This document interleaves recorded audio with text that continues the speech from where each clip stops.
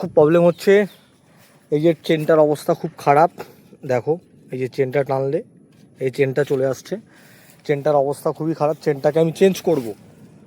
তো আমি চাইছি যাদের এক্সপিরিয়েন্স আছে তারা আমাকে একটু বলো যে, আমি ভেবেছি রোলনের ব্রাশ চেন একটা কিট আছে, সেটা প্রাইস পড়ছে প্রায় 2800 টাকা থেকে 3000 টাকা।